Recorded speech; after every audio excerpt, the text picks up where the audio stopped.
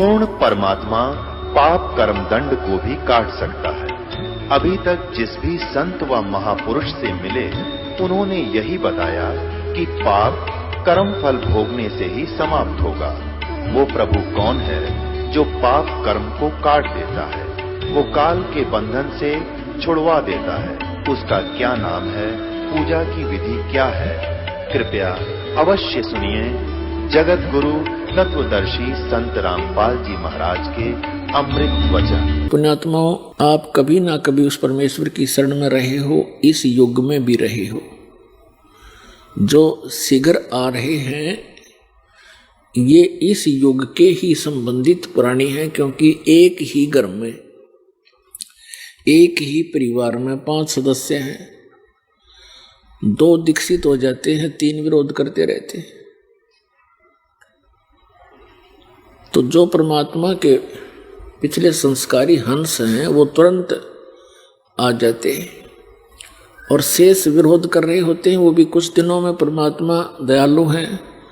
जिस घर में भगवान की वाणी शुरू होगी, भगत मंत्र जाप करते हैं, तो उनके अंदर भी उसका असर होगा, और धीरे धीरे फिर वो एक दिन उनके ऊपर जो पाप कर्मों का दबाव है वो हट जाएगा। उनकी आत्मा में फिर कुछ चेतना आएगी, तो वो भी दीक्षित हो जाएंगे। वो थोड़ा देर से आएंगे, आना पड़ेगा। अब इसका कारण क्या है कि जैसे कोयल क्या करती है, कोयल मादा पक्षी जो है अपना अलग घोंसला बनाकर अंडे उत्पन्न नहीं करती, क्योंकि उसके अंडों को काग खा जाते हैं, छोड़ते नहीं। वो थोड़ी सी बुद्धिमता से काम लेती है। किसी मादा कौवी ने अंडे दे रखे हो घोंसले में, तो मादा कोयल भी जब वो कौवी कहीं चुग्गा चरने के लिए, अपना आहार के लिए बाहर गई होती है, पीछे से उसके घोंसले में अपने अंडे उत्पन्न कर देती है। जब वो कौवी वापस आती है तो देखती है कि 2 अंडे थे, 4 कैसे हो गए। वो ये पहचान नहीं पाती कि मेरा अंडा कौन सा है, इसलिए वो चारों को ही सेवन करती है, चारों को ही परवरिश देती है, और फिर वो अंडों से बच्चे जब निकल जाते हैं उनकी शक्ल भी एक जैसी ही होती है, और कौवी का उन चारों के अंदर वैसा ही मोह बना रहता है। मादा कोयल दूर से बैठकर देखती रहती है। जब वो बच्चे उड़ने योग्य हो जाते हैं, कुछ दूर तक उड़कर वापस घोंसले में आते हैं, थोड़ी सी दूरी पर वृक्ष पर बैठकर कोयल वहाँ अपनी बोली बोलती है, कुहू कुहू की आवाज लगाती है। जो कोयल वाले बच्चे होते हैं वो अपनी माँ की वाणी को सुनकर, आवाज को सुनकर ऐसे चौकन्ने होते हैं, और कौवे वाले वो वैसे ही अपना मस्त रहते हैं, उनका उसकी वाणी का कोई असर नहीं होता। और कोयल बोलती है तो वो कोयल वाले बच्चे उड़कर उस आवाज को पहचान कर, आकर्षित होकर उस आवाज की तरफ चल पड़ते हैं। वो कोयल भी उड़कर चल पड़ती है और कुहू कुहू करती जाती है। वो बच्चे भी उस आवाज के साथ साथ वो बहुत दूर निकाल ले जाती है। कभी कुछ देर तक उनका पीछा करती है कि मेरे बच्चे गए। जब वो बहुत दूर चले जाते हैं तो सोचती है कहीं दूसरों को कोई हानि ना पहुंच जाए, वो वापस आ जाती है, उनका पीछा छोड़ देती है। तो पुण्यात्माओं, परमात्मा की ये वाणी, कोयल वाली वाणी समझो, अमृत वाणी, आप जी ने टीवी के माध्यम से सुनी हो या किसी पुस्तक का अध्ययन करके ग्रहण की हो, आप वो पुण्यात्मा है, परमात्मा के बच्चे हो और परमेश्वर ने अपनी वाणी बोलकर आपको आकर्षित कर लिया और आपको शरण में ले लिया, क्योंकि आप उसके बच्चे हो। और जो आ नहीं रहे हैं वो कभी भी परमात्मा के चरणों में लगे नहीं, और आ जाएंगे घर के सदस्य तो वो भी परमात्मा के बच्चे कभी ना कभी उसकी शरण में रहे। अब जैसे क्या बताते हैं कि तुलसी पिछले पाप से हरिचर्चा ना भावे, और जैसे जवर के बेग ते भाई भूख विदा हो जावे। जैसे किसी को जवर हो जाए, मलेरिया हो गया, तो उसको आहार भी कड़वा लगता है, मुनखा दाख भी कड़वी लगती है, और काजू किस्मत सेब संतरे और प्रतिदिन करने वाला आहार भी कड़वा लगता है। वो पदार्थ कड़वे नहीं है। उस जवर ने उसके शरीर की व्यवस्था बिगाड़ दी, जिसके प्रभाव से उसको स्वादिष्ट पदार्थ भी अस्वादिष्ट लगते हैं। तो इसी प्रकार तुलसीदास जी कहते हैं, तुलसी पिछले पाप ते हरिचर्चा ना भावे, और जैसे जवर के बेग से भूख विदा हो जावे। तो उनके ऊपर पाप कर्मों का दबाव अत्यधिक है, उनको पाप कर्मों का जवर बना हुआ है, मलेरिया बन गया। अब किसी को जवर हो जाता है, मलेरिया जवर हो जाता है, उसका उपचार क्या है कि ना चाहते हुए भी वो कुनीन की कड़वी कड़वी गोलियां खानी ही पड़ेंगी, और उन कड़वी दवाई को खाने से ही उसका मलेरिया जवर शांत होगा। और जितना नॉर्मल होता चला जाएगा उतनी ही भूख उभरती चली आएगी, और जब जबर समाप्त हो जाएगा, वही व्यक्ति जो पहले एक ग्रास भी मुख की तरफ नहीं कर सकता था, अब वो लुखी सुखी 3-3 4-4 रोटियां खाने लग जाता है। इसी प्रकार जिन व्यक्तियों के बहन भाइयों के पाप कर्म अत्यधिक है, उनको परमात्मा की चर्चा अच्छी नहीं लगती। कबीर साहब कहते हैं, कबीर पिछले पाप से हरिचर्चा ना सुआवे, कै ऊँगे कै उठ चले, ना और बात चलावे। जिनके पाप कर्म ज्यादा हैं, जिसके कारण उनकी आत्मा पर अंतःकरण में एक ऐसी व्यवस्था बन गई, उनको परमात्मा की जो अमृत कथा वो भी अच्छी नहीं लगती, वो भी नहीं सुहाती।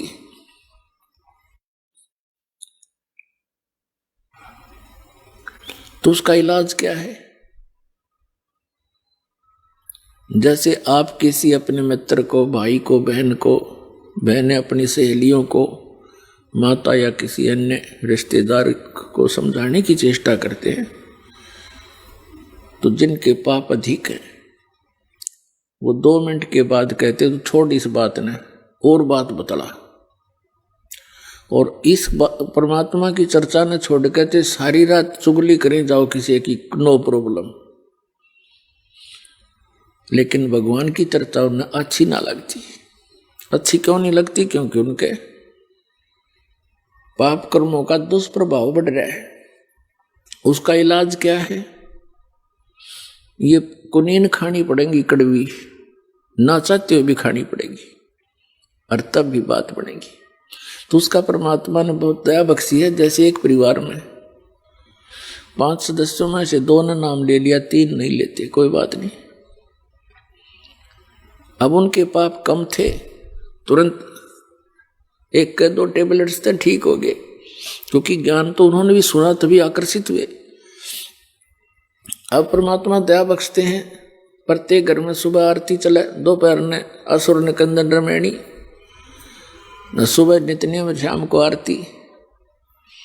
ये तो खूब आवाज में लगाते हैं अपने घर में, सबके ऊपर असर पड़े, और बाकी उस घर के 2 सदस्य मंत्र जाप करते हैं, तो उस मंत्र के जाप की भी शक्ति अपने आप गंध वहां फैलती है, उसकी प्रभाव फैलता है परिवार में। तो वो जो नहीं नाम ले रखा उनके भी असर होना शुरू हो जाता है। तो परमात्मा बड़े दयालु हैं। ये सभी उसी के बच्चे हैं। जो भक्ति ना करते वो भी मालिक के बच्चे हैं, वो निकम्मे बच्चे हैं। जो भक्ति कर रहे हैं वो अच्छे बच्चे हैं। उन निकम्मों को भी परमात्मा अच्छे बनावेगा, क्योंकि माता पिता यही चाहते हैं मेरे सारे बच्चे और ठीक हो जाएं। अब घर के सदस्य घर से बाहर कहाँ जाएंगे? परमात्मा की वाणी उनने सुननी पड़ेगी, और कभी ना कभी वो बुखार उतर जाएगा, और फिर वो उनसे भी आगे बैठे पाओगे बरवाड़ा आश्रम में। तो ये परमात्मा का ऑपरेशन है। तो परमात्मा का जो प्रोसेस है, प्रोसीजर है, ऑपरेशन है, ये कंप्लीट होता है। इसमें कोई मीन मेख नहीं होती, कोई त्रुटि नहीं होती। वो जो कार्य करते हैं वो परिपूर्ण ही किया करते हैं। अब उन्होंने यूं काम शुरू किया है, उन्हीं के आदेश से, उन्हीं के वचन से सब कार्य शुरू हुआ है, और ये पूरे विश्व में होगा। बतेरे बहुत दिन हो गया हमने डले डोत्या ने, आज तक बताओ क्या साथ लेकर गया कोई प्राणी? किसी का इतिहास देख लो। कबीर साहब फिर हमें ज्ञान देते हैं, हमें ये ज्ञान हो जाएगा कि यहां कितना ही धन जोड़ लेते हो आप, संपत्ति बना लेते हो, और 1 सेकंड में मृत्यु हो जाती है। कोई काम है यो? सारा जीवन खो दिया और यहीं रख कर चले गए। और एक आधा लड़का ऐसा निकम्मा पैदा हो जाता है, उसके जोड़े जाड़े नाश कर देता है। पाप का भागी वो बना जो सारी उम्र जोड़ता रहा और बर्बाद कर दिया बेटे ने। और मिलना वही है जो परमात्मा ने प्रारब्ध में लिखा है, किस्मत में जिसका है वही मिलेगा। जब तक वो परमेश्वर कबीर जी की शरण में नहीं आती, और परमात्मा कबीर जी की शरण में आने के बाद फिर तो कहने की आवश्यकता है को नहीं। आपके भाग्य में ना होगा तो देगा परमात्मा आपको, जो आपके लिए अनिवार्य होगा। कोई बकवाद मांगोगे वो नहीं देगा, क्योंकि आप अंडर ट्रीटमेंट हैं। आप परमात्मा के दरबार में मोक्ष उद्देश्य लेकर आइए, उससे फिर सारा ही लाभ हो जाएगा। एक मोक्ष उद्देश्य लेकर आओगे तो आपको सर्व लाभ होंगे, या कोई अन्य ही उद्देश्य लेकर आओगे, कोई संकट निवारण के लिए, कोई पुत्र संतान प्राप्ति के लिए, कोई धन वृद्धि के लिए, वो डिमांड तो यहाँ करना, चलो करते तो हैं, बालक हैं, बच्चे हो, कुछ दिनों में इस ज्ञान से आपको पता लग जाएगा। क्योंकि परमात्मा कहते हैं क्या मांगू, अपनी महिमा आप हमें समझाते हैं। क्या मांगू कुछ थिर ना रहाई, और देखत नैन चला जग जाई, 1 लाख पूत 1.25 लाख नाती, उस रावण के आज दीवान बाती। क्या बहादुर बंदे हाथी, आवत संग ना कोई जात संगाती, और क्या बहादुर बंदे हाथी। कहे कबीर अंत की बारी, जैसे हाथ जाड़ के चले जुआरी। जैसे कोई संतान नहीं है वो संतान मांगने आता है, और परमात्मा दयालु हैं, उनको मालूम है कि ये जब तक इसका ये कांटा नहीं निकलेगा ये भक्ति भी ना करे, क्योंकि हम ज्ञान को बाद में, समाधान को प्रथम चाहते हैं। तो वो भी दया यहाँ बख्श दी जाती है, और उनको अच्छी आत्मा दी जाती है। अच्छी आत्मा देगा भगवान, ना किसी संतान ने के फूके। जैसे एक लड़के ने अपनी पत्नी को सता दिया, उसने आत्महत्या कर ली, सारा परिवार जेल में, चाट ले इसी संतान ने, ना होता अच्छा था वो तो ऐसा पुत्र। तो परमात्मा का यहाँ आपको ऐसी कोई वस्तु नहीं देंगे जो आपके वजन में बाधक हो या आपके लिए कोई परेशानी पैदा कर सके। आप बच्चे हो, अब जैसे रोगी है, रोगी कोई बालक है या बड़ा है, वो कुछ भी वस्तु डिमांड करता खाने के लिए और उसके लिए हानिकारक है, डॉक्टर अलाउड नहीं करेगा क्योंकि उसका जीवन ले सकती है। तो इसी प्रकार आवश्यक वस्तुएं जो आपको चाहिएंगी, परमात्मा जानी जान है, अंतर्यामी है, आपकी सब सूक्ष्म से सूक्ष्म भी सोच को वो कैच करता है। चिट्टी पायल बाजा पैर, साहिब सुनता है सब लय। यदि चिट्टी यानी कीड़ी के पैर में पायल बना दी जा, घुंघरू बांध दे, पहले तो चिट्टी के घुंघरू क्या होंगे, पायल क्या होगी उसकी। और कहते यदि उसकी भी आवाज हो जावे, परमात्मा उसकी भी आवाज सुनता है। चिट्टी पायल बाजे पैर, परमेश्वर सुनता है सब लहर। तो वो अंतर्यामी है, आप जो उद्देश्य लेकर आए हो खूब जानता है, लेकिन आपको उसने क्या देना है उससे भी वो खूब परिचित है। तो यहां संत मते में और इस मोक्ष मार्ग में परमात्मा ने कुछ गाइडलाइन दी है, उनके निर्देश अनुसार हमने चलने से ही परमात्मा का विशेष लाभ मिलेगा। क्या बताते हैं कि जो राखे तो ही रहूं, मेरा क्या चारा, खाने जाद खरीद हूं गुलाम तुम्हारा। कि जैसे राज्य क्रमता राम की, रजा धरे जो शीस, दास गरीब दरस परस तिस बैठे जगदीश।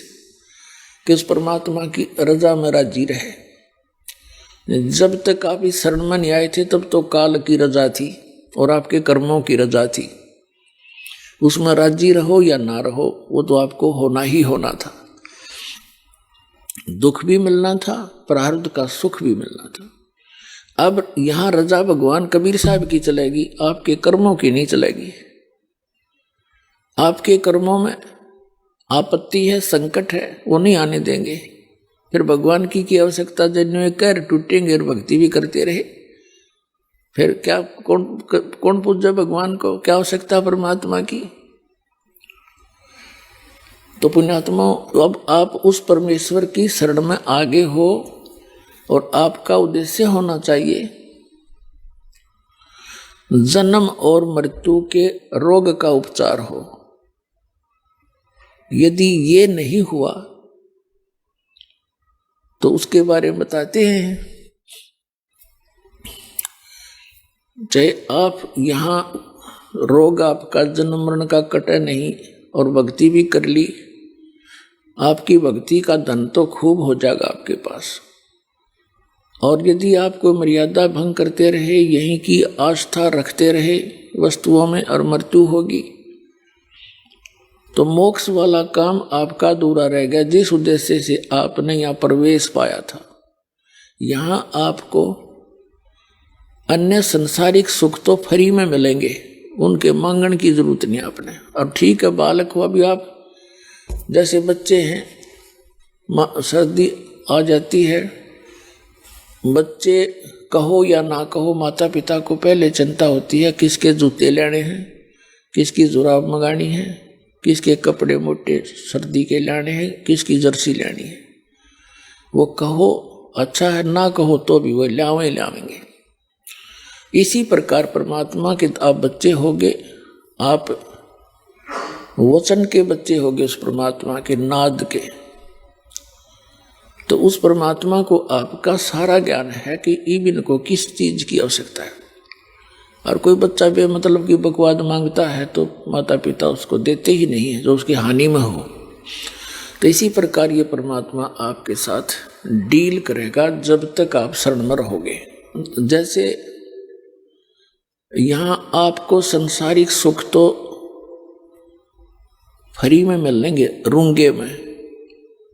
रूंगा क्या होता है, जैसे हम छोटे छोटे थे तब हमारे गांव में सन 1951 में दास का जन्म हुआ। तो सन 60 के आसपास हम 8-7 साल के समझन जोगे हुए।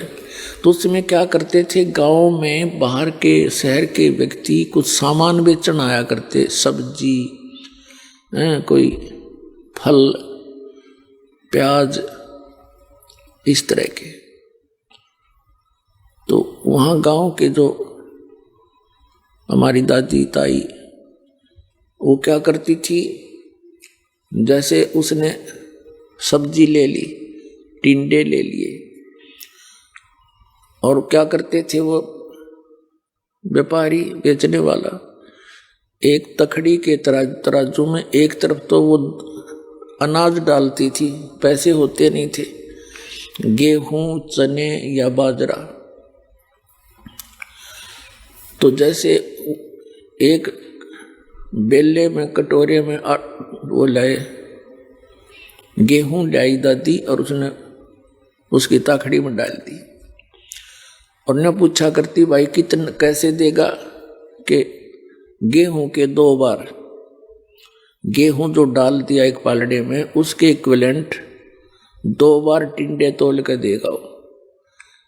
फिर न्यू क्या, वो तो ले लिया सौदा जो लेना था, उसके बदले में वो तो फाइनल हो गया। फिर न्यू क्या करती, भाई रूंगा और दे, रूंगा, न्यू क्या करती, रूंगा दे, रूंगा माने फरी, वो एक टिंडा ठाक और दे देता, अगले ना और दे भाई, वो एक और दे देता, छोटा सा, बुढ़िया राजी हो जाती।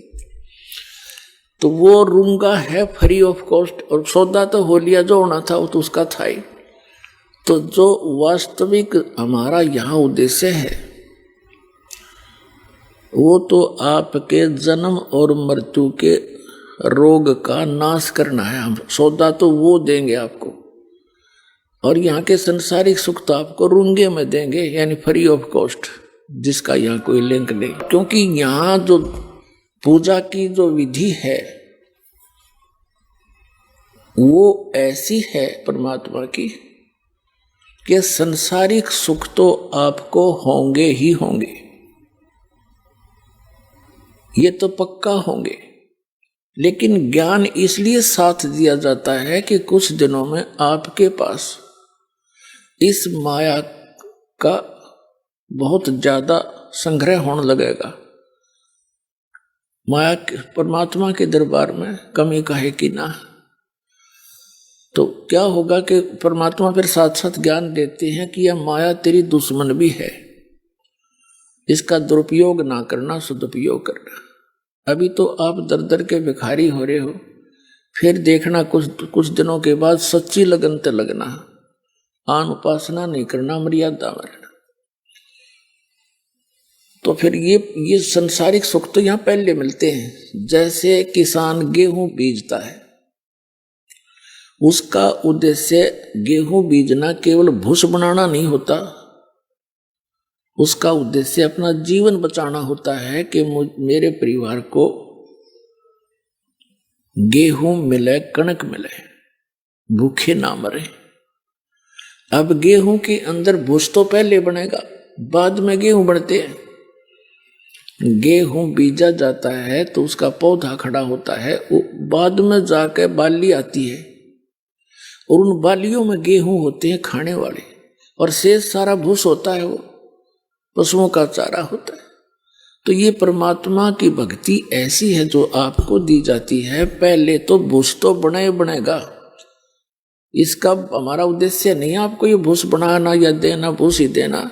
हमारा उद्देश्य है मोक्ष, और इन मंत्रों बिना वो मोक्ष नहीं हो सकता, उस भूस के बिना गेहूं नहीं बन सकते। ये एक ऐसा लिंक है एक दूसरे का। जो स्टार्ट में आपको प्रथम मंत्र दिया जाता है, ये आपको ये संसारिक सुख ही देता है, और इसमें प्रथम मंत्र में जो फर्स्ट एंड लास्ट के जो मंत्र हैं, ये आपके मोक्ष के लिए आपकी भक्ति इसके साथ साथ बनती रहेगी जब तक सतनाम नहीं मिलेगा। तो ये जो इन 5 प्रधानों के नाम आपको दिए जाते हैं, आपका कनेक्शन कट गया, भक्तिहीन हो गए, पुनर्जन्म के पुण्य रहे नहीं, तो नए सिरे तो चार्जिंग लानी पड़ी। या तो धीरे धीरे चार्जिंग बढ़ती चली जाएगी, आपकी बैटरी फुल हो जाएगी। कुछ भी काम करिए फिर तो कुछ ही दिनों में आपके बहुत काम सरेंगे, बहुत लाभ होगा। और अन्य व्यक्ति आपको देखा करेंगे, न सोचा करेंगे इनका क्या हो गया, ये कहाँ से आओ इनके इतना पैसा। एक भक्त बता रहा था जी, हमारे पड़ोसी यूं कहें कि यूं वहां जाता है बरवाला, और बरवाला के क्रोथा में हमारा आश्रम था। क्रोथा कांड हुआ, जो बदनामी हमारी खूब करी थी न बेतुकी। वहां नोटा की बोरी पागी है, वहां पता नहीं कि बकवास पाई। तो जो ऐसे कहते हैं दूसरे पड़ोसी आपस में, जो कहेंगे वहां जाते हैं इनके महाराज जी पैसे देते हैं इन्हें, और इसलिए इनका साइकिल का भी ब्योत नहीं था और दो दो गाड़ी चला। आज वो इस दृष्टिकोण से देखते हैं। तो वापस में बातें कर रहे थे, कहने लगे जी हम कहें तो वो ठीक है, माया तो यहीं से मिलती है हमारे को, लेकिन जिस तरह वो सोच रहे हैं वह सोच गलत है उनकी। हम उनसे कहते हैं, जो हमसे डायरेक्ट कह देता है तो उसको हम भी कहते हैं आप भी आ जाओ, आपको भी दे देंगे, महाराज जी तो खूब माया बांट रहे हैं। तो ये माया सतलोक से आ रही है आपके लिए, यहाँ की नहीं है ये, क्योंकि आपके भाई यहाँ तो सीमित इनका बजट है यहाँ का। अब जैसे पुण्यात्माओं एक बार हरियाणा प्रांत में फ्लड आ गई थी सन 1995 में, और इतनी फ्लड आ गई कि यहाँ का बजट उस समय मुश्किल से 700-800 करोड़ का था, और यहाँ आनी होगी लगभग 2000 करोड़ की। वो अक्षति पूर्ति के लिए हरियाणा सरकार का बजट नहीं था जो उसने पूरी कर दे, तो सेंटर ने ऐड दी थी, और वो सबको वो सुविधा मिली। किसी का ट्यूबवेल खराब हो गया था, किसी का मकान गिर गया था, किसी का कुछ हो गया था, उनकी अक्षति पूर्ति हुई तो सेंटर ने की। तो इसी प्रकार इस 21 ब्रह्मांड का यो ब्योत नहीं है जो आपको यहाँ विशेष सुविधा दे सके। ये सेंटर यानी सतलोक से आओगे आपके लिए ये ऐड है। तो इस प्रकार आपने या तो चिंता छोड़ देनी चाहिए कि अब मुझे क्या मिलेगा क्या ना मिलेगा, लेकिन क्योंकि आप दूध के जले हुए हो, छाछ को भी फूंकते हो बहुत दिनों तक, समय लगेगा, धीरे धीरे आपको विश्वास हो जाएगा। और विश्वास ही परमात्मा आपको करा देगा, क्योंकि आपको सुख प्रारंभ हुए और आपका विश्वास दृढ़ होने लगा। आपको लाभ मिलेगा जब आप नियम ठीक रखोगे। यदि नियम ठीक नहीं रखोगे तो फिर बात नहीं बनेगी। जब लग हंसा हमरी आना और काल लगे नहीं तेरा बाणा। कबीर परमात्मा कहते हैं जब तक ये हे हंस, ये प्यारी आत्मा मेरी शरण में रहेगा, तब तक हे काल तेरा कोई अटैक उस पर नहीं हो सकता। और ये परमात्मा के जो नियम हैं ऐसे समझ लेना जैसे लक्ष्मण रेखा होती है। कौन कौन से नियम हैं? आन उपासना नहीं करनी, जो दास भक्ति बताता है इसमें सभी पूजाएं आ जाती हैं। इसके अतिरिक्त कोई और पूजा आप अपनी परंपरागत करते हो तो वो शास्त्र विधि को त्याग कर आपका मनमाना आचरण है। श्रीमद् भगवद गीता अध्याय नंबर 16 के श्लोक नंबर 23-24 में कहा कि अर्जुन, शास्त्र विधि को त्याग कर जो मनमाना आचरण करते हैं उनको न तो सुख होता है, न उनकी कोई सिद्धि प्राप्त होती है, न उनकी परम गति होती है। यूजलेस, फिर क्या फायदा डरे ढोने का। और शास्त्र में कुल साधना कौन सी है? पवित्र वेदों में, पवित्र श्रीमद् भगवद गीता में, और पवित्र सूक्ष्म वेद जो कबीर परमेश्वर के द्वारा दिया गया अमृत ज्ञान सच्चिदानंद घन ब्रह्म की वाणी में जो भी साधना लिखी है, उसके अतिरिक्त जो भी हम साधना करते हैं, भक्ति करते हैं, वो शास्त्र विधि को त्याग कर मनमाना आचरण है। चाहे वो पुराणों का से आपने लिया है, चाहे आपने किसी उपनिषद से वो भक्ति ली है, साधना ली है। यदि वो इन परमात्मा के वेद और गीता से नहीं मिलती तो यूजलेस है। प्रथम तो यह है कि आन उपासना नहीं करनी और पूजा नहीं करनी, जो हम दें वही करनी है। इसके विषय में कबीर साहब कहते हैं 100 वर्ष तो सतगुरु पूजा, एक दिन आन उपासी, वो अपराधी आत्मा फिर पड़े काल की फांसी। कहते हैं 100 वर्ष आपने अपने गुरु जी के द्वारा बताई हुई यथार्थ भक्ति कर ली और एक दिन आन उपासना कर ली, कहते तेने बैठा दिया, सारा काम बिगाड़ दिया, नाम खंड हो गया, परमात्मा रूठ गया। परमात्मा रूठे पाछे फिर हमारे पास क्या रह गया? चाहे कितनी भक्ति कर ली हो, जिस उद्देश्य को लेकर चले थे उससे वंचित रह जाओगे। फिर क्या बताते हैं? परमात्मा की शरण में आने के बाद आपके ऊपर किसी भी देवी देवता, भूत प्रेत, बहरो बैताल का कोई असर नहीं हो सकता। ये सत्कर मान लेना। चाहे को करके देख लियो, कितना कुछ कर लियो, हमने बहुत से प्रमाण भी बता रखे हैं आपको बहुत बार, जो यहाँ भक्त आते हैं जिनके ऊपर इन सियाने सप्टिया ने खूब करके देखा, कोई असर नहीं हुआ, उल्टे वही दुखी हो गए, तो उन्होंने स्वयं फोन करके बताया हमारे बच्चों को, हमारे भक्तों को, कि भाई आपकी भक्ति अनमोल है, आज तक हमारे मंत्र किसी पर निष्क्रिय नहीं हुए थे, आप पर यह कारगर सिद्ध नहीं हुए और आप सही लगे हुए। तो पुण्यात्माओं, ये कोई बालकों का बताया मार्ग नहीं है, खुद धनी ने आकर यो ज्ञान दिया अपने बच्चों को जो दास के पास उपलब्ध है। और ये ज्ञान अभी तक छुपा के इसलिए रखना था कि कहीं काल के दूतों का हाथ लग जाता, उनके द्वारा जो नाम भी ये भक्ति बताई भी जाती तो असर नहीं करती, क्योंकि अधिकारी के बिना कोई भी काम सफल नहीं होता। एक छोटा सा लाइसेंस बनवा लो ड्राइविंग चालक का, और वो भी डुप्लीकेट है तो जब पकड़ा जाएगा वो सजा का पात्र होगा। विदेश जाने का पासपोर्ट है, वो डुप्लीकेट, वो काम नहीं करे। और ये तो सतलोक जाने का पासपोर्ट, ये नकली जगह जगह ठग बैठे, मूर्ख बना रहे सारी जनता को, इनके पास वो वस्तु है नहीं और सबका जीवन नाश करते। तो जब यहां से जाते हैं तो बनाने वाला भी दोषी और बनवाने वाला भी। तो कबीर साहब कहते हैं देखा देखी गुरु शिष्य बन गए, किया ना तो विचारा, और गुरु शिष्य दोनों के सिर पर काल ठोका पंजारा, दोनों ने गड़ेगा काल घेर के वहां पर।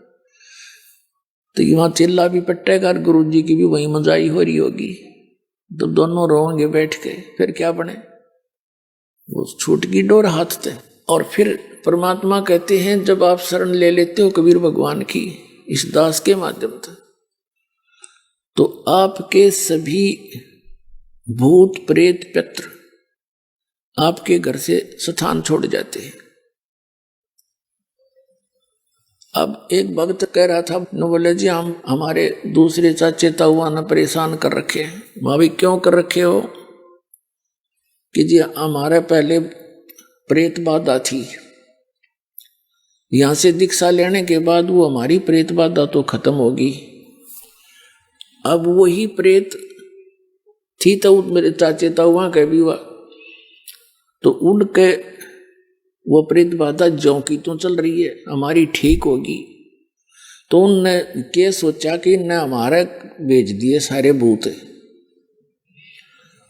तो उन्होंने हमारे साथ विरोध करना शुरू कर दिया कि तुम किधर वहां जाते हो बरुवाला में, हमारे ऊपर जंतर मंत्र करा के तुमने सारे भूत हमारे भेज दिए, हमारे साथ झगड़ते हैं। तो मैंने कहा उनसे ये कहो कि आप भी बरुवाला आओ और देखो वहां क्या जंतर मंत्र किया जाता है। और इसका तो यही है कि जैसे आप जी ने दीक्षा ले ली, जैसे घर में मच्छर हो, मच्छर, और वहां ऑल आउट लगा दे, ये जो आती है कि तो मच्छर उस घर को छोड़कर कहाँ जाएंगे? उससे बाहर दूसरे घर में घुस जाएंगे जो बिना ऑल आउट का होगा। तो हमने भाई ऑल आउट दे रखी आप तक। ये भक्ति का जो सच्चा मंत्र है ये ऑल आउट है। और उनसे भी कहो कि वो भी आके यहाँ ले लें ऑल आउट, वो फिर अपने आप वो भी सुखी हो जाएंगे। अब जैसे कबीर साहब कहते हैं कि एक समय ये जितने भी भैरव भूत पितर और ये देवता देवी मेरे पास आकर खड़े हो गए और कहने लगे, जो आपकी पूजा करते हैं, आपको मानते हैं, वो हमें नहीं पूजते। अब हमें बताओ हम कहाँ जाएं, हमें ठौर बताओ। कबीर साहब ने कहा, जो मेरी पूजा नहीं करते वो तुम्हारे लिए ही हैं, उनको लूटो खाओ। देवी देव ठाड भये हमको ठौर बताओ, जो मुझको पूजे नहीं उनको लूटो खाओ। जाओ तुम जो मुझे नहीं पूछते खाओ। और फिर मर्यादा है बीड़ी शराब तंबाकू सेवन, मदिरा सेवन, मांस आहार और दुराचार, भ्रष्टाचार, चोरी, डाके, ठगी, मिलावट, ये जुल्म नहीं करना। पुण्यात्माओं, जब भगवान राज्य प्रसन्न हो गया तो सब कुछ मिल गया, और परमात्मा रूठ गया तो सब छूट गया। तो सबसे पहले हमने ये डर कर रहना चाहिए कि भगवान रुष्ट ना हो। रूठो जग सारा, रूठो ना परमेश्वर हमारा, इन्हीं का है परम सहारा। हमने है भी इसी नहीं का, हमें ज्ञान नहीं, ज्ञान होने के बाद भी फिर हम जानबूझ के गलती करें तो ऐसा अनजान फिर भगवान नहीं तो आपकी फिर भी मदद करेगा नहीं। इतना ज्ञान दिया जाएगा कि इंसान गलती नहीं कर सकता भूल के भी, ना चोरी कर सकता, ना जारी कर सकता, ना रिश्वत ले सकता। जहर दिखाई देगा, किसके लिए लेंगे? तो ये जो मर्यादा आप रखोगे, फिर परमात्मा की बरकत देखना। अभी हम अपने हिसाब से तो चल ही रहे थे, दूनी बिरान माटी करवा ली। अपनी जीव संज्ञा की सोच से तो हम चल ही रहे थे, कुछ भी लाभ नहीं हो रहा। अब इस दास के बताए अनुसार परमात्मा पर विश्वास करके देखो कुछ दिन, फिर देखियो आपको क्या सुख होगा।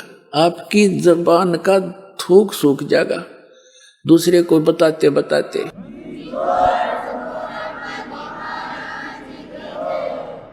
तो पुण्यात्माओं, ये दास कोई बालक नहीं, अनजान नहीं, कोई मांगने खाने वाला नहीं, या कोई रोजी रोटी का उद्देश्य लेकर इस मार्ग पर नहीं लगा। दास को 2 रोटी परमात्मा ने खूब दे रखी थी 2 समय की। जूनियर इंजीनियर इन इरिगेशन डिपार्टमेंट हरियाणा में दास नौकरी करता था, और भाग्य उदय हुआ परम संत स्वामी रामदेवानंद जी के चरणों की धूल मिली, एकदम जीवन बदल गया। जिस टारगेट को लेकर उद्देश्य के लेकर जी रहे थे, वो तो कति नकली दिखाई दिया। जो उद्देश्य था मूल इस मनुष्य जीवन का, उसको आपने पता ही नहीं था। उस ज्ञान से, उस परम संत के बताए ज्ञान से अंतःकरण में एक न्यारी रोशनी हुई। और फिर सन 1917 फरवरी अमावस्या 1988 को दास को दीक्षा की भीख मिल गई। उस दिन के बाद अपनी नौकरी भी करता था, परमात्मा की भक्ति दिन रात करता था, क्योंकि यह भक्ति ऐसी है जो प्रारंभ से लेकर आज तक भक्ति यही है और है ही नहीं। इसमें न अज्ञानियों ने गलत साधना करके हठ योग आदि व्रत रखने, फलाना करना, ये शुरू करा दिए, और इसको आम जन साधारण कर नहीं सकता। जबकि भक्ति यही है, किसी वेद में, गीता में, या परमात्मा के गौड़ ज्ञान ज्ञान कबीर वाणी में देख लो। नाम उठत नाम बैठत नाम सोत जाग बे, नाम खाते नाम पीते नाम से ती लाग बे। चलते फिरते बैठते उठते हैं, उस मालिक का जाप करना है, नाम से मोक्ष होगा। तो ये दास अपने सर्विस भी करता था, क्योंकि अपने जो दैनिक कार्य के बाद हमारे पास घना समय है, और जब तक हम इस भक्ति मार्ग पर ज्ञान पर नहीं लगते तो हमने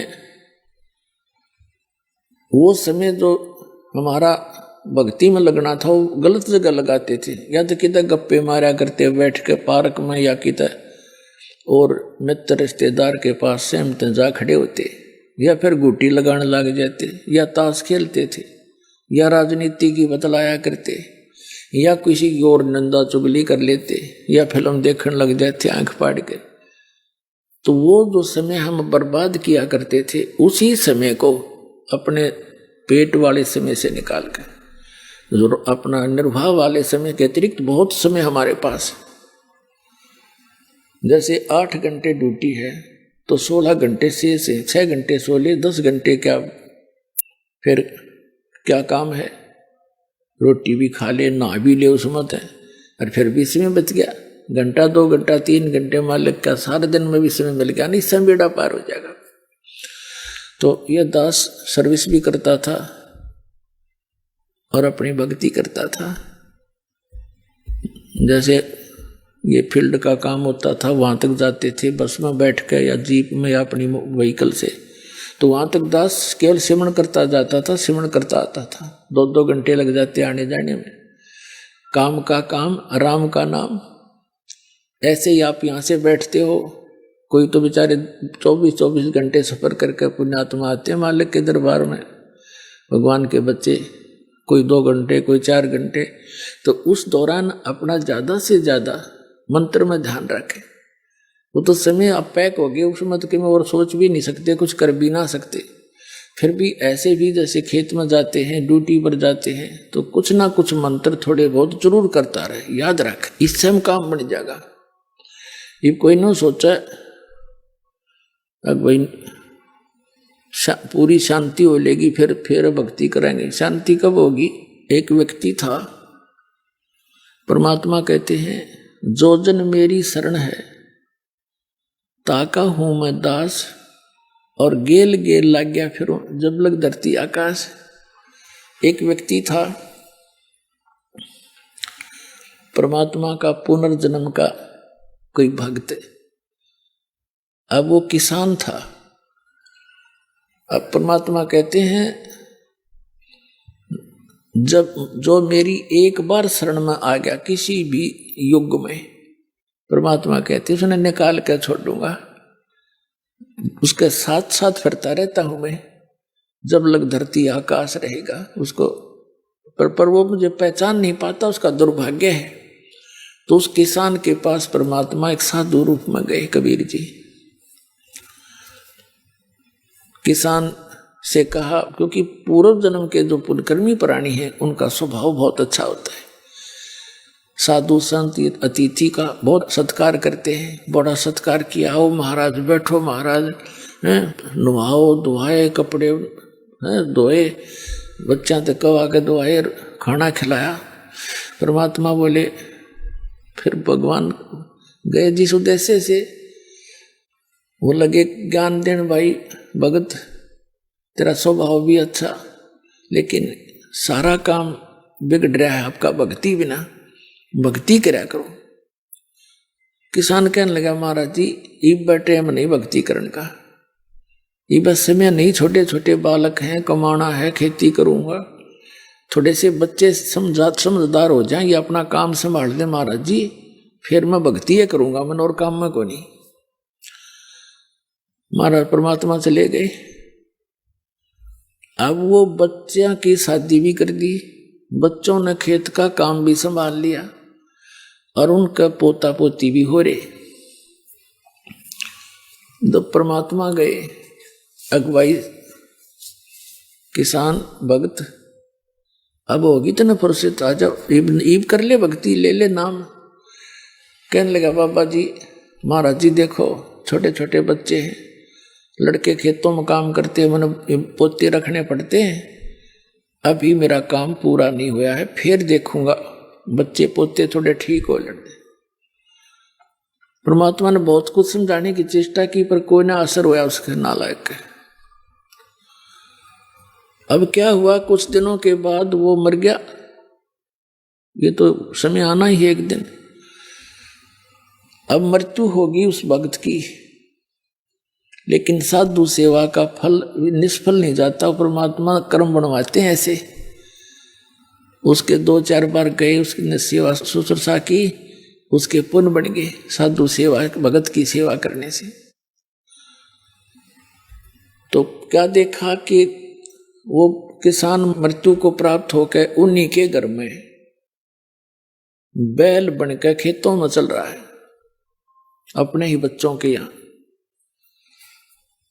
अब परमात्मा पहुंचे वहां खेत में, जहां उसका लड़का उस अपने पिता को बैल को जोत रहा था, उन्हीं की गाय से उत्पन्न हुआ था। कहते हैं जहां आशा ताबासा हुई और मन कर्म वचन सुमरियो सोई।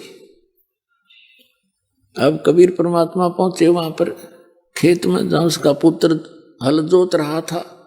वो भी जानता था महाराज जी कई बार चक्कर लाक आए थे। कहा महाराज, परमात्मा ने कहा कि भाई तेरे पिताजी कहाँ हैं? जी वो तो मृत्यु को प्राप्त हो गए महाराज, 4-5 वर्ष हो गए। अच्छा 4-5 वर्ष हो गए, कहा ठीक है। ये जो बैल वहीं बना हुआ था, उसके कान में जाके परमात्मा ने कहा कि भाई तेरे को कितना समझा था भले आदमी, देखी बैल बनकर खड़ा हो गया। अब भी मान ले मेरी बात, तेरी अजूनी छुटवा दूंगा, तेरा अभी शरीर छुटवा देता हूं और तुझे मनुष्य जीवन दिवा दूंगा। अब परमात्मा तो सबकी भाषा समझते हैं। वो बैल कह रहा मन मन में, अक बाबा जी तेरा दिमाग खराब हो रहा है, अब मैं मर गया, यहाँ कोई और बैल आ जाएगा और वो काम ठीक करे नहीं का तो मेरे बच्चा नानी नहीं हो जाएगी। अरे तेरा गजब हो, देख कहां तक का ठेका ले रखा है। परमात्मा बोले भाई ठीक है, मत मान। नहीं, कुछ दिनों के बाद वो बैल का जीवन भी पूरा होना ही था। फिर बन गया वो सर्प। सर्प की योनि बन में क्या होता है, अब कभी उसने थोड़े बहुत पैसे दबा रखे होंगे कि तो जमीन में 200-400 रुपये, और वो मृत्यु को प्राप्त हो गया, बता न पाया को ना। तो सर्प को ये चेतना रहती है, वो उस घर में घूमता रहता है आसपास उस क्षेत्र में जहां वो कभी धन दाब गया था। अब वो आया फिर अपनी वो बैंक बैलेंस से मारने के लिए सर्प वहां पर उनके आंगन में घूमे, घर में जहां उसने को 100-200 रुपये दबा रखे थे मिट्टी में, भूल भाल गया ना परिवार को पता। वो देख लिया, उसके पुत्रों की पत्नियों ने शोर मचाई, सरप सरप।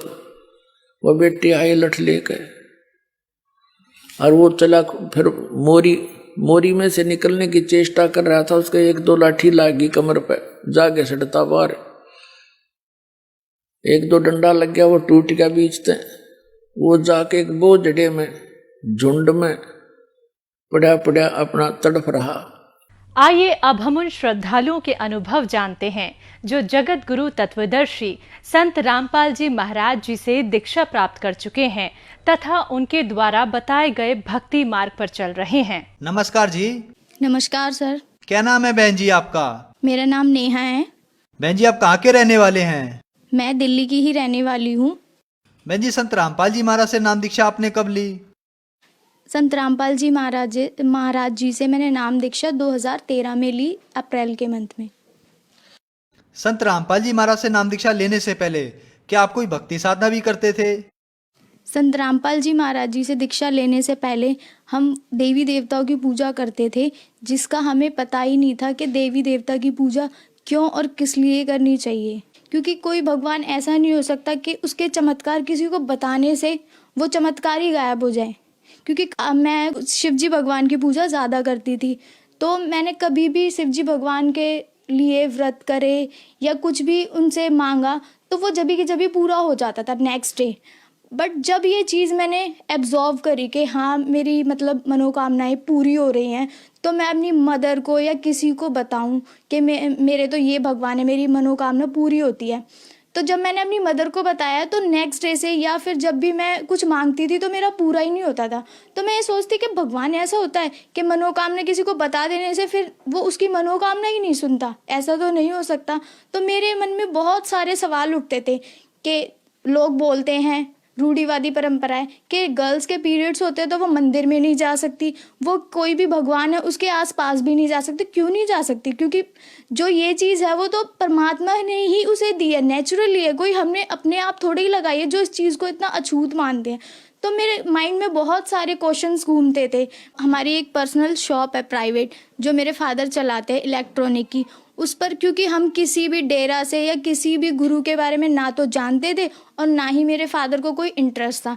एक मेरी आंटी थी जो कि राधा स्वामी से जुड़ी हुई थी, वो हमें बोलती थी और हमारे फादर को कि तुम ये बुक पढ़ो, तुम्हारे ज्ञान समझ में आएगा तो तुम गुरु भी बनाओगे और गुरु बनाना हमारे लिए बहुत ज़रूरी है। बट मेरे फादर जब भी उस बुक को लेके आते थे, डेरा मतलब जो वो आंटी थी डेरे से लेके आती थी वो बुक मेरे फादर को देती थी।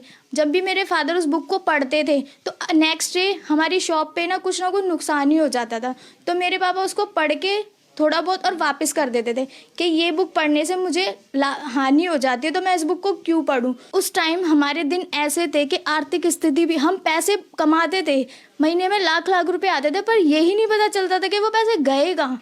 क्योंकि हमारे ऊपर जो हमारे चाचा ताऊ थे, हमारे सगे, उन्होंने ही हमारे पापा के ऊपर जिन्न और प्रेत मतलब जो काली तांत्रिक विद्या होती है वो करवा रखी थी। मेरे फादर गुटखा भी खाते थे। तो फिर संत रामपाल जी महाराज के बारे में जानकारी आपको कहाँ से मिली?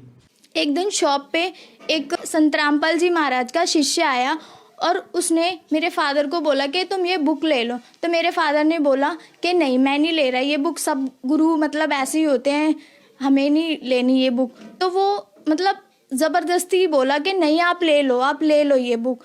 तो मेरे फादर ने फिर उस बुक को लिया और उस बुक को लेते ही विद इन 2 या 3 डेज में, रात भी दिन भी, मुझे भी बोला कि तू मुझे पढ़ के सुना दे, मेरे को दिखाई नहीं दे रहा। पर हमारी बुद्धि इतनी बच्चों वाली थी, हमने बोला नहीं हम नहीं पढ़ रहे, आप खुद ही पढ़ लो। उस बुक को पढ़ा तो मेरे फादर बोले कि मुझे जाना है बरवाला और नामदान लेके आना है। तो मेरी मम्मी बोली ठीक है हम दोनों चलेंगे। तो मेरे फादर और मेरी मदर दोनों के दोनों संत रामपाल जी महाराज जी के आश्रम बरवाला गए 2013 फेब में। उसके बाद वहाँ पर गए तो उन्होंने नाम दीक्षा ली, तो मेरे फादर और मेरे मदर लेकर आ गए। फिर 2 मंथ्स के बाद मेरे को बोला, मेरी मम्मी आके बताने लगी कि वहाँ का वातावरण ऐसा है, वहाँ पर ऐसे भगत बैठते हैं। तो मेरा थोड़ा सा इंटरेस्ट बना कि हाँ मुझे भी जाना चाहिए, जबकि मुझे ये नहीं पता था। मैंने उस टाइम 12th क्लियर करी थी 2013 में, मेरा फ्री भी टाइम था उस टाइम पेपर देने के बाद। तो मैंने सोचा थोड़ा सा इंटरेस्ट बना, जाके देख भी लूँ कि क्या है क्या नहीं। तो मैंने सतलोक आश्रम बरवाला जाने के बाद मेरा मन ऐसा हो गया जैसे हम पता नहीं किस परिवार में आ गए हैं। क्योंकि आजकल आपको पता ही है कि दिल्ली में और सिटीज़ में कितना जॉइंट फैमिली होती थी पहले, और अब जॉइंट ना रहकर सिंगल फैमिली हो गई है। तो बच्चों को वो चीज़ तड़प होती है। तो इसलिए जब मैं वहाँ गई तो मैंने देखा कि हाँ ऐसा लगता था कि पूरा परिवार है, हम ना किसी से राग द्वेष ना कुछ। तो मैंने सोचा कि हाँ मुझे भी नाम दीक्षा लेनी चाहिए, बट मुझे इतना ज्ञान नहीं था कि गुरु बनाना चाहिए या नहीं चाहिए। बट मैंने उस टाइम अप्रैल में मैंने संत रामपाल जी महाराज जी से दीक्षा ले ली। बहन जी, हमने सुना है कि संत रामपाल जी महाराज से नाम दीक्षा लेने के बाद श्रद्धालु को बहुत सारे लाभ प्राप्त होते हैं, तो क्या आपको भी लाभ प्राप्त हुए संत रामपाल जी महाराज से नाम दीक्षा लेने के बाद?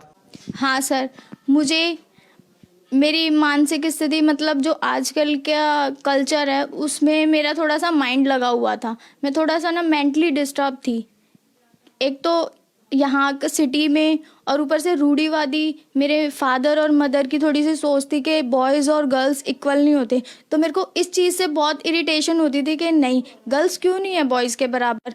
जब मैंने नाम दीक्षा ली तो इससे मेरे माता पिता की सोच में भी प्रभाव हुआ और मुझे भी मेंटली जो डिस्टर्ब रहती थी मुझे भी उससे आराम हुआ।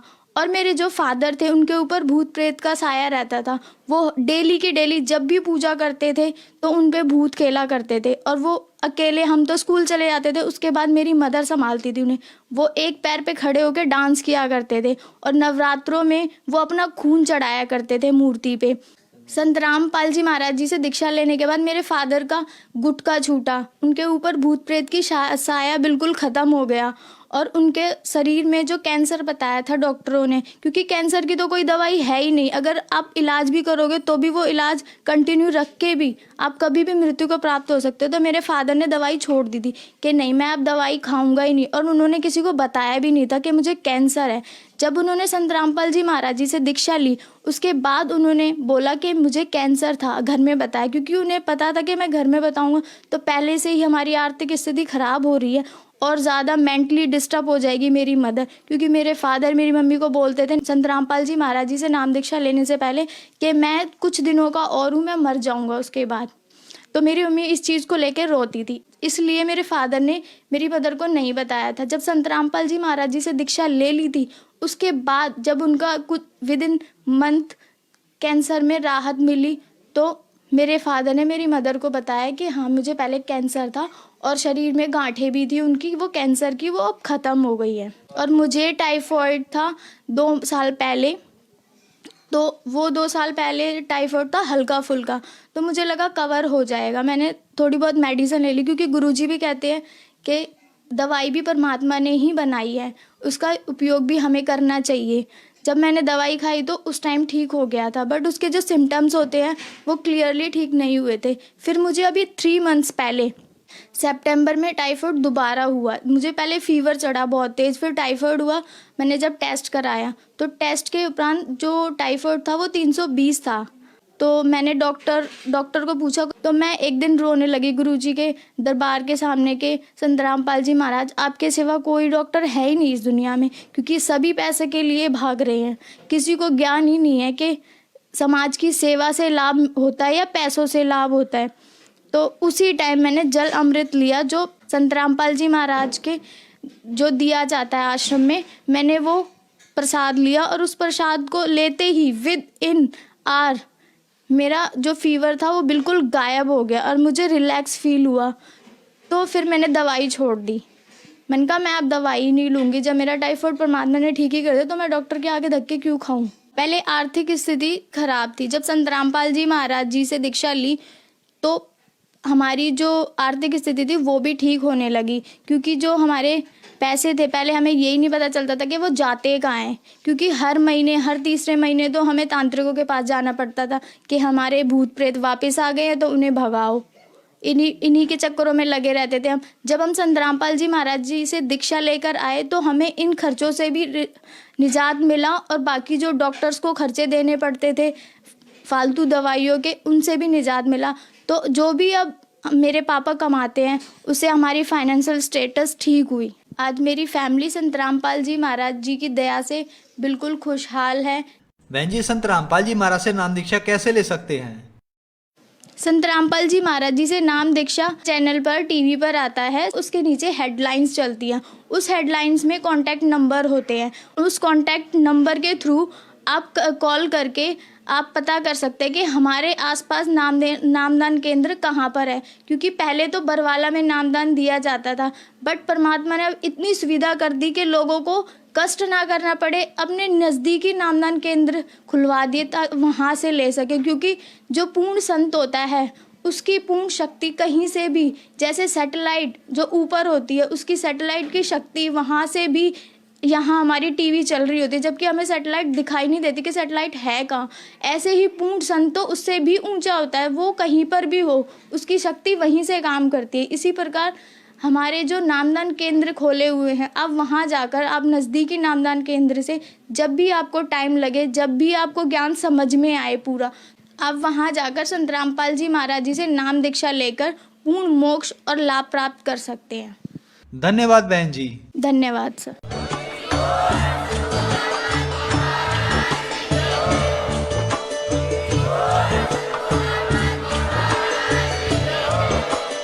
आप सुन रहे थे जगत गुरु तत्वदर्शी संत रामपाल जी महाराज जी के मंगल प्रवचन। अधिक जानकारी के लिए विजिट कीजिए हमारी वेबसाइट www.jagatgururampalji.org। संत रामपाल जी महाराज जी के शुभ आशीर्वाद से पूरे विश्व भर में 500 से भी ज्यादा नाम दीक्षा केंद्र हैं, जिन पर संत रामपाल जी महाराज जी द्वारा ऑनलाइन निशुल्क नाम दीक्षा दी जा रही है। अपने नजदीकी नाम दीक्षा केंद्र का पता करने के लिए संपर्क करें 822288